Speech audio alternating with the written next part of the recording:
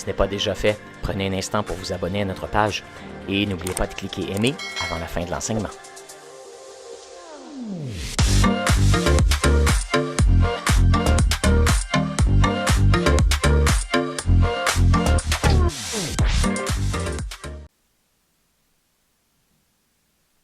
Alors, aujourd'hui, j'ai le privilège de vous amener la parole de Dieu. Mais avant ça, nous allons regarder une vidéo. Amen.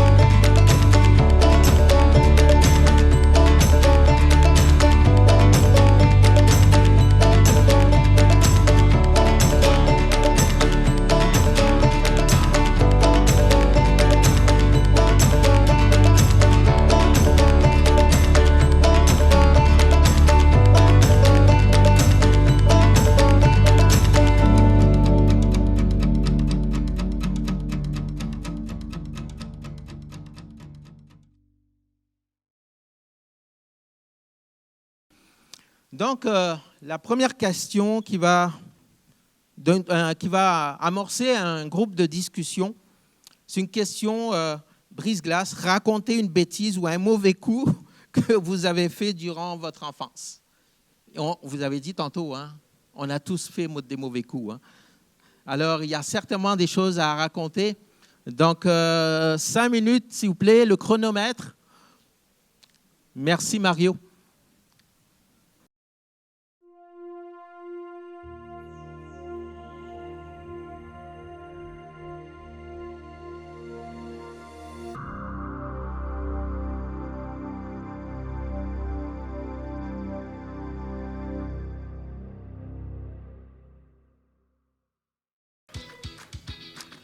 Alors, merci d'avoir participé. Le chrono est fini.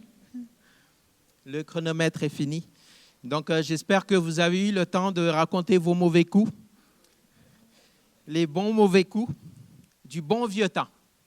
Amen. Alors, Aujourd'hui, on a comme thème, comme je vous l'ai dit tantôt, c'est sur la grâce de Dieu.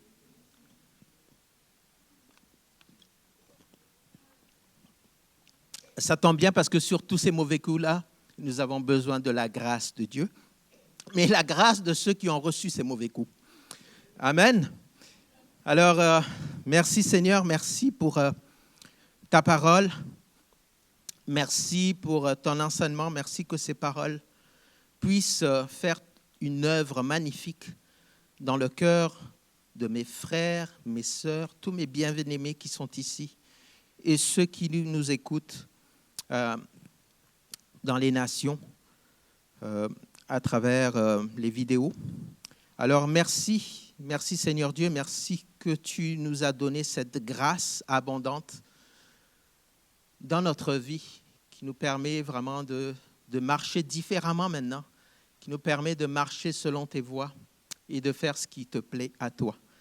Dans le nom de Jésus, Amen. Alors, je vais vous donner une petite définition de la grâce de Dieu, une définition que j'ai tirée du dictionnaire de l'Internet. La grâce de Dieu, c'est la faveur accordée à une personne. C'est une remise de peine. C'est le pardon. La synonyme, c'est bienveillance, indulgence, bonté, exemption. Donc, exemption de la condamnation. En grec, la grâce signifie charis. C'est la bonne volonté, bonté, faveur de la bonté miséricordieuse avec laquelle Dieu, exerçant sa sainte influence sur les âmes, les tourne vers Christ. Donc, la grâce, le but de la grâce de Dieu, donc sa bonté, sa miséricorde, son amour, les tourne vers Christ. Donc, Christ devient toujours le point central de la grâce de Dieu. Elle nous garde, la grâce de Dieu nous fortifie, c'est toujours dans la définition.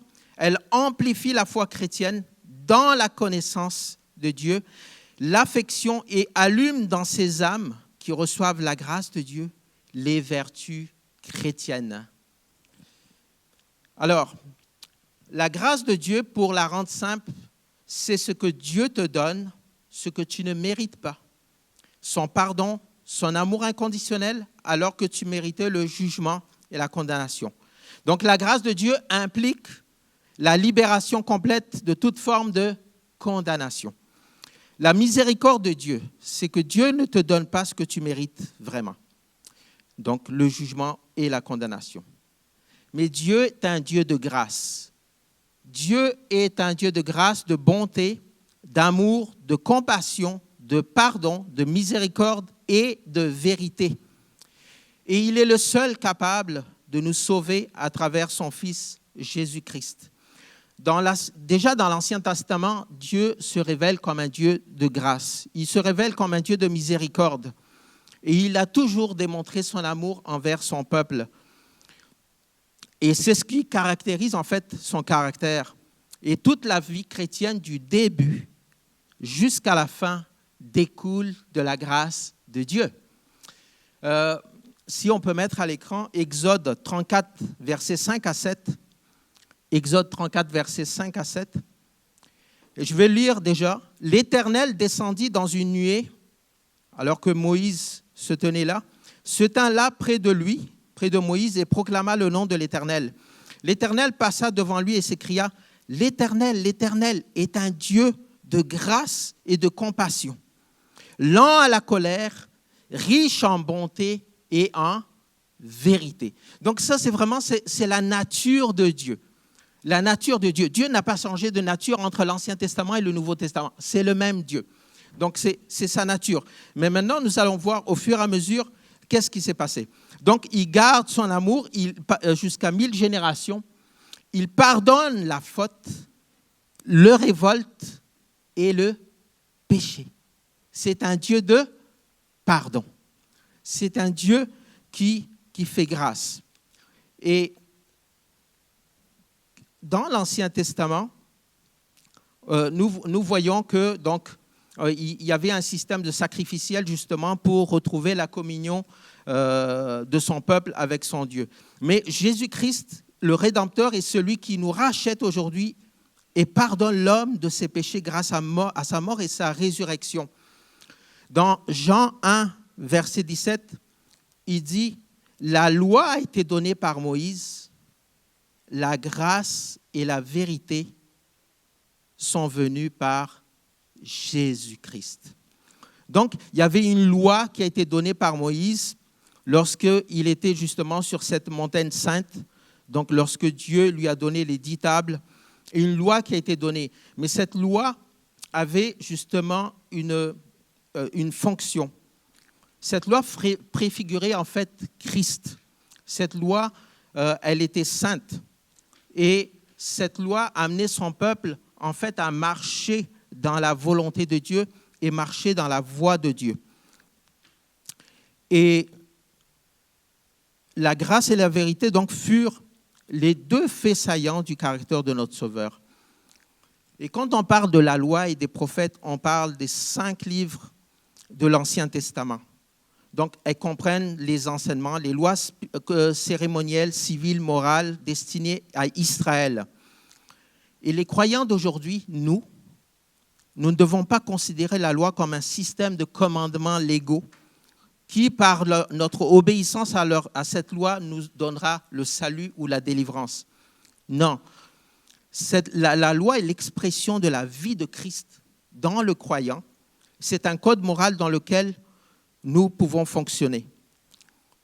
Jésus, en venant sur cette terre, il n'a pas aboli la loi, mais il est venu l'accomplir. Autrement dit, nous n'avons plus à l'accomplir. Nous avons juste à regarder à Jésus, qui est la perfection, qui est celui qui est venu accomplir ce que l'homme ne pouvait pas accomplir à cause de son imperfection.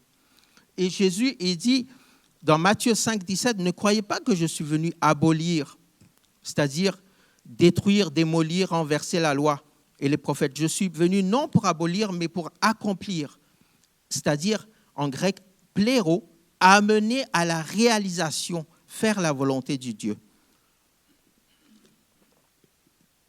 Donc Jésus est venu accomplir et répondre parfaitement aux exigences qu'impliquaient la loi et les prophètes et qui étaient destinées à la nation d'Israël. C'était des principes éthiques et moraux, des lois civiques, sociales et sacrificielles. Nous allons voir maintenant ces deux aspects-là rapidement dans la parole de Dieu. Dans Jean chapitre 8, versets 4 à 11. C'est le récit de la femme pécheresse. Vous connaissez tous cette histoire-là? C'est le récit de la femme pécheresse. Donc ici, si on peut la voir à l'écran, ici, donc, il y a les spécialistes de la loi qui ont surpris la femme adultère en flagrant délit. Donc, qu'est-ce qu'ils devaient faire? Ils l'ont amenée devant Jésus sur cette place publique, je dirais, et ils voulaient la lapider. C'est ce qu'exigeait la loi, effectivement. Et ils voulaient la lapider. Donc, la loi nous conduit toujours à la mort. Et donc, il y avait la loi, mais Jésus était présent et Jésus demande à cette femme qui devait être lapidée, Jésus demande à ces hommes-là si celui qui n'a jamais péché lance le premier caillou à cette femme-là. Donc, tout le monde s'est retiré petit à petit. Que celui d'entre vous qui est sans péché jette le premier la pierre contre elle, puis se baissa. Donc là, qu'est-ce que c'est? Donc les plus vieux, ceux qui étaient vraiment versés dans la loi, qui connaissaient la loi par cœur, leur conscience leur disait non. Moi aussi, j'ai déjà commis des erreurs. Moi aussi, j'ai déjà commis des péchés. Je ne peux pas lever la main sur cette femme-là. Je ne peux pas la condamner. Et Jésus, il se tourne vers cette femme et lui pose 2 questions. Femme, où sont ceux qui t'accusaient? La loi nous amène toujours à l'accusation, à la condamnation. Personne ne t'a-t-il pas condamné? Et elle répond, non, Seigneur. Jésus savait qu'elle était en flagrant délit, Jésus savait qu'elle avait commis un péché. Deuxièmement, Jésus lui dit, je ne te condamne pas non plus. Jésus vient d'appliquer l'esprit de la loi. C'est la grâce. La grâce. Et il vient de dire, va et ne pêche plus. Jésus gracie cette femme. Il dit, moi, je ne te condamne pas, mais à partir de maintenant, va et change d'attitude. Ne pêche plus, parce que je ne te condamne pas non plus. Et c'est le cœur du Père. Jésus représentait le cœur du Père. Amen. Alors, comment on va recevoir la grâce de Dieu? La grâce de Dieu, premièrement, on la reçoit en reconnaissant notre faute devant Dieu. Donc, qui fait grâce et qui accorde sa miséricorde, parce que Dieu est un Dieu de miséricorde et de compassion. La parole de Dieu dit que la tristesse selon Dieu produit à une repentance qui conduit au salut et que l'on ne regrette jamais. Le salut, on ne le regrettera jamais parce qu'elle produit la joie dans notre cœur, elle produit la paix dans notre cœur. Deuxièmement, par la foi en Jésus-Christ. Je vais aller un peu très vite parce que je n'ai pas beaucoup de temps. Donc, je vais en résumer juste. Donc, par la foi en Jésus-Christ. Dans Romains 3, 24, il dit, nous sommes gratuitement déclarés justes, gratuitement. On ne le mérite pas, on n'a rien à faire. Par la foi en Jésus-Christ, nous sommes gratuitement déclarés justes par sa grâce, par le moyen de la libération qui se trouve en Jésus-Christ. Troisièmement, c'est un don gratuit. C'est à cause de son amour, sa bonté et sa compassion. Éphésiens 2, versets 4 à 5 et le verset 8, s'il vous plaît, si on peut le mettre. Éphésiens 2, versets 4, 5 et 8. Dieu est riche en compassion. Dieu est riche en compassion à cause du grand amour. Si vous remarquez depuis tantôt, à cause du grand amour. L'amour revient toujours. À cause du grand amour dont il nous a aimés, sans exception. Il nous a rendu la vie avec Christ et c'est par grâce que vous êtes sauvés. Et c'est par grâce que vous êtes sauvés. Au verset 8, c'est par grâce que vous êtes sauvés par le moyen de la foi. La foi est le seul moyen qui nous conduit à la grâce, qui nous conduit à recevoir la grâce de Dieu dans notre vie. Donc, la grâce de Dieu répond à tous les besoins de l'homme. Quels sont les effets de la grâce de Dieu dans notre vie? Tite 2, versets 11 à 14. Il y en a plusieurs. Tite 2, versets 11 à 14. Dans ce verset-là, on peut en tirer beaucoup, et puis je vous demanderai de le relire tranquillement. Tite 2, versets 11 à 14. En effet, la grâce de Dieu, source de salut, salut ça veut dire délivrance, faire passer en toute sécurité, préserver de tout mal, pour tous les hommes, sans exception, a été révélée. Elle était révélée en Jésus-Christ, on l'a vu. Elle nous enseigne, donc la grâce de Dieu nous enseigne, à renoncer à un mode de vie impie, aux convoitises de ce mode, à vivre dans le temps présent conformément à la sagesse, la justice, la piété, en attendant notre bienheureuse bienveillance. Et un peu plus loin, il s'est donné lui-même pour nous, afin de nous racheter de toute faute et de se faire un peuple qui lui appartienne, purifié pour toute bonne œuvre. Donc, on voit ici que la grâce de Dieu, premièrement, est la source de notre délivrance, de notre salut, de notre réconciliation avec Dieu le Père. C'est à cause de lui, c'est à cause de son amour, à cause de sa bonté, à cause de sa compassion qu'on est rendu maintenant juste à ses yeux. Donc, la grâce de Dieu nous démontre l'amour divin, sa compassion et sa miséricorde. Deuxièmement, la grâce de Dieu est là, nous enseigne à renoncer à un mode de vie impie. Donc, ce mode de vie qu'on avait avant qu'on donne notre vie au Seigneur, on avait une mode de vie qui ne correspondait pas au mode de vie que le Père recherchait, mais qu'on n'avait pas la force. Mais maintenant, en Jésus-Christ, nous avons la force de renoncer à ce genre de mode de vie, et c'est pour ça que nous sommes dans une marche chrétienne, une marche de sanctification. Et jour après jour, il nous transforme, il nous sanctifie, il nous purifie, il nous conduit toujours d'aller de gloire en gloire, de grâce sur grâce et d'avancer dans les voies de Dieu. Elle est une source de libération. La grâce de Dieu nous enseigne à vivre dans le temps présent conformément à la sagesse de Dieu. Donc, lorsqu'on recherche la sagesse divine, ça nous conduit toujours à la crainte de Dieu. La grâce de Dieu nous enseigne aussi à vivre dans la justice de Dieu. Donc, apprendre à marcher dans la vérité de la parole afin de grandir et ressembler à Christ. Et la grâce de Dieu nous enseigne à vivre dans la piété, c'est-à-dire dans l'attachement à Dieu. C'est toujours une grâce de Dieu. Des fois, on n'a pas envie d'aller dans la communion de Dieu, mais lorsqu'on lui demande « Seigneur, aide-moi à prier », je n'arrive pas. Et la grâce de Dieu est là pour nous donner cette force et cette soif d'aller dans sa présence. Parfois, on est pris dans toutes sortes de problèmes ou toutes sortes des choses à faire, mais la grâce de Dieu est là. Elle vient répondre toujours favorablement à notre prière, à notre demande. Donc, cet attachement à Dieu, c'est la communion à travers son Fils, mais aussi à l'amour fraternel.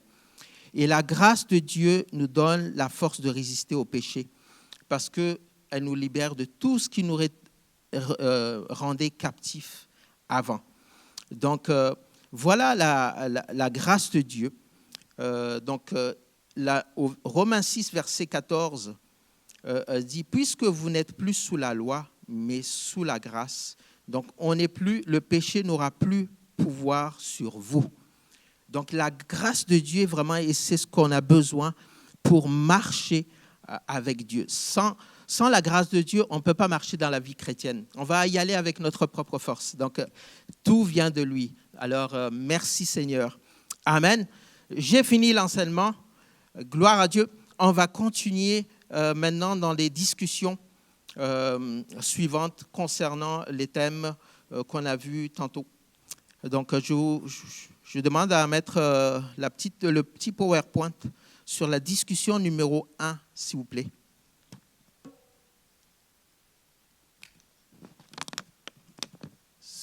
Ouais, c'est là. Donc, qu'est-ce qui contribue à dramatiser une situation? Il y a 2 questions. Nous avons chacune de ces questions 15 minutes, toujours autour de la table. Et pourquoi est-ce si difficile de dédramatiser? Donc, lorsqu'il arrive à une situation, donc, qu'est-ce qui contribue à dramatiser une situation? Mais aussi, on a besoin de savoir qu'est-ce qui la solution pour dédramatiser à cette situation. Donc, c'est la première question.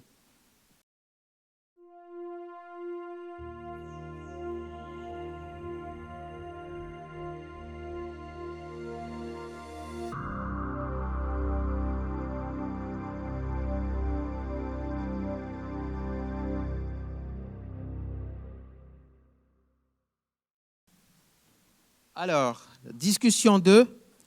Quand as-tu démontré de la grâce dans tes relations?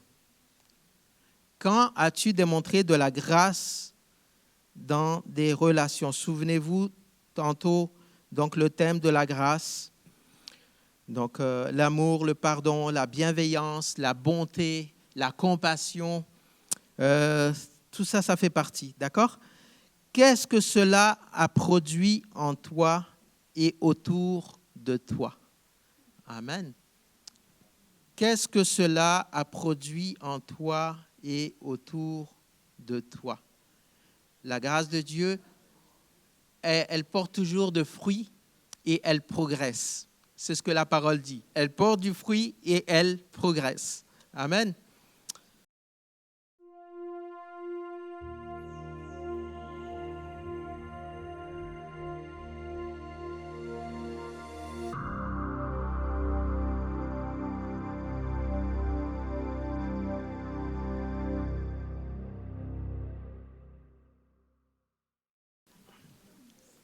Avez-vous pu discuter vraiment du thème? Oui? Amen. Alléluia. Gloire à Dieu. Je sais que les discussions étaient très animées, certaines tables. Et ce qui ressort vraiment, c'est que la grâce est surnaturelle. Elle répond à l'amour et l'amour répond à la grâce. Donc, lorsqu'on marche dans l'amour, Jésus nous a aimés d'un amour inconditionnel. Et je résume un peu ce qui est sorti un petit peu dans les tables. Jésus nous a aimés d'un amour inconditionnel et nous aussi nous demande, par sa grâce, c'est pas facile d'aimer des fois, alors par sa grâce d'aimer de façon inconditionnelle aussi, de pardonner, de manifester la bienveillance, la bonté et aussi cet amour que Jésus nous demande et d'éviter de juger la personne, mais vraiment de l'aimer telle qu'elle est. Alors, merci Seigneur. Je vais juste finaliser par un mot de prière et de bénédiction. Alors, merci Seigneur pour ce temps. Merci pour ce thème de la grâce qui est un thème principal, qui est le thème principal de la Bible. Merci Seigneur parce que c'est par grâce que tu nous as sauvés et que tu as donné, Père, ton Fils, tu as pourvu ton Fils unique pour que nous pouvons bénéficier de cette grâce, pour que nous soyons pardonnés, pour que nous soyons aimés, que nous puissions être appelés enfants de Dieu, que nous soyons considérés comme justes à tes yeux. Et merci Seigneur parce que tu t'es penché sur nous pour venir nous chercher. Tu t'es penché sur nous pour venir nous dire « Je t'aime d'un amour inconditionnel. » Tu n'as rien à faire. Garde tes yeux rivés sur moi et laisse-moi accomplir mon plan éternel sur ta vie. Mon plan, c'est que tu sois connecté à moi. Mon plan, c'est que tu puisses bénéficier de ma paix. Mon plan, c'est que tu puisses vivre avec moi. Mon plan, c'est que tu puisses goûter à tout ce que j'ai préparé pour toi. La santé, l'amour dans tes relations, le bien-être chez toi, le bien-être, la richesse sur tous les plans, que tu ne manques de rien. C'est moi maintenant qui suis ton Père et tu es mon Fils bien-aimé. Et laisse-moi maintenant agir dans ta vie. Seigneur, je te remercie. Je te remercie pour ce que tu as fait sur la croix grâce à ton Fils Jésus. Seigneur, tu dis dans ta parole que la grâce du Seigneur Jésus-Christ, l'amour de Dieu et la communion du Saint-Esprit, communication du Saint-Esprit soit avec nous tous. Et merci Seigneur que cette communication du Saint-Esprit, cette grâce et cette paix, cet amour soit ancré dans le cœur de mes frères et mes sœurs qui sont ici aujourd'hui et ceux qui n'ont pas pu venir. Merci Seigneur parce que tu es le chemin, la vérité et la vie. Merci Seigneur que ta volonté que toute personne qui voit le Fils et croit en lui a la vie éternelle. Merci Seigneur que c'est par ta volonté que nous sommes réunis aujourd'hui. Et merci Seigneur parce que tu es celui qui marche avec nous et tu es celui qui nous conduit chaque jour à cause que tu as mis ton Esprit Saint en chacun de nous. Merci de bénir ton peuple, bénir chaque personne, bénir chaque enfant, bénir chaque père de famille, chaque mère de famille, chaque famille, tous les jours de leur vie. Que la grâce et la paix les environnent comme d'un bouclier. Merci Seigneur que ta faveur inonde leur cœur aujourd'hui. Merci Seigneur que cette faveur les accompagne jour après jour. Au nom de Jésus. Et le peuple de Dieu dit Amen. Soyez bénis et je vous dis à dimanche prochain. Soyez bénis. Bonne semaine à tous dans la présence du Seigneur. Amen. Si ce n'est pas déjà fait, prenez un instant pour vous abonner à notre page et n'oubliez pas de cliquer « Aimer » avant la fin de l'enseignement. Si vous avez besoin de prière ou d'accompagnement spirituel, n'hésitez pas à communiquer avec nous à l'adresse courriel suivante: sos@lecarrefour.org.